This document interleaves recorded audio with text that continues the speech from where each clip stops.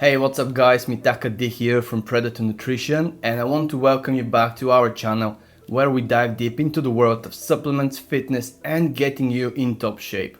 Today we're tackling a hot topic that's always buzzing in the gym, the showdown between hypertrophy and strength training. Whether you're looking to bulk up those muscles or increase your strength, we've got the lowdown on what works, backed by some solid science. So let's pump up the knowledge and get into it, understanding the fundamentals. First thing first, let's break it down. What are we talking about when we say hypertrophy versus strength training? Hypertrophy training is all about getting those gains. Imagine your shirt getting tighter around your biceps. That's hypertrophy at work, guys. It's all about moderate to high volume workouts, keeping those reps between 6 to 12 at about 65 to 85% of your 1 rep max. The magic happens because of muscular tension leading to muscle fiber damage and then boom, growth during recovery. Strength training, on the other hand, is your ticket to becoming that person everyone is asking to open the tightest jars. This is about lifting heavy with fewer reps, usually between 2 and 6 at whopping 80 to 95% of your 1 rep max. Generally, strength athletes will usually employ higher rep work in their base cycles, somewhere between 5 and 10 sets. It's less about size and more about training your muscles to produce the maximum force. Now let's talk about how those two are different in their approach, and I will throw in some examples to make it stick. Divergence in training approaches. The first divergence is between volume and intensity. Imagine you're at the gym. For hypertrophy, you might be doing 4 sets of 10 reps of bench press at weight where the 10th rep feels like you've lifted a small car.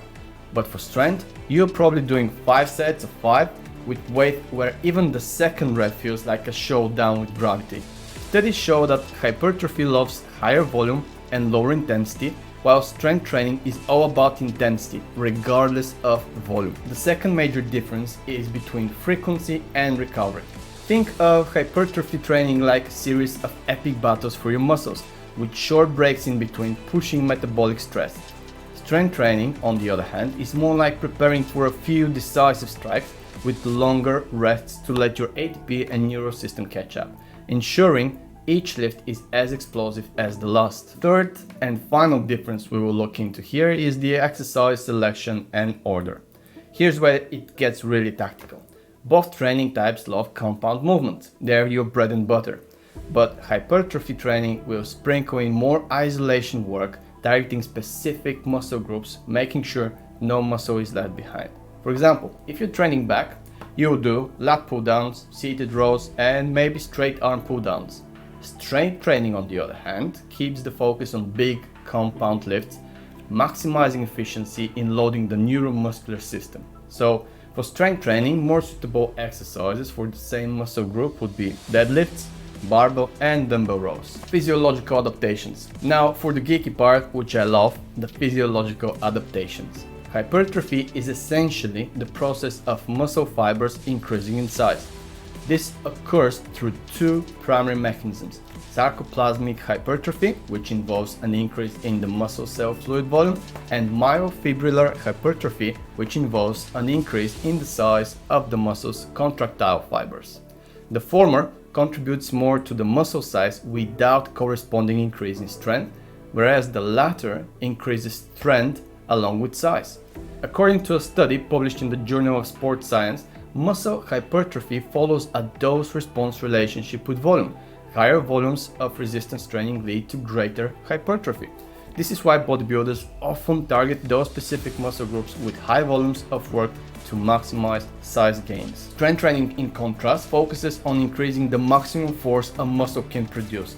This is primarily achieved through neural adaptations rather than substantial increase in muscle size.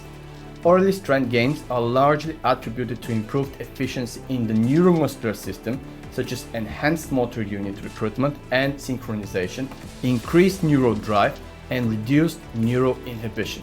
As noted in a publication by the European Journal of Applied Psychology, significant strength gains can be achieved without substantial increase in muscle size, underscoring the role of the central nervous system in strength development. Over time, myofibrillar hypertrophy does contribute to strength gains, but the initial improvements are predominantly neural. Conclusion. So what's the takeaway from all this science and gym talk, guys?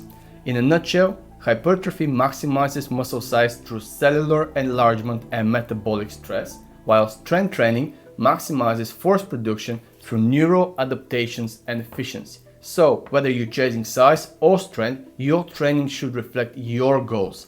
Hypertrophy will make you look like a beast, and strength training will make sure you are strong as a beast. My recommendation?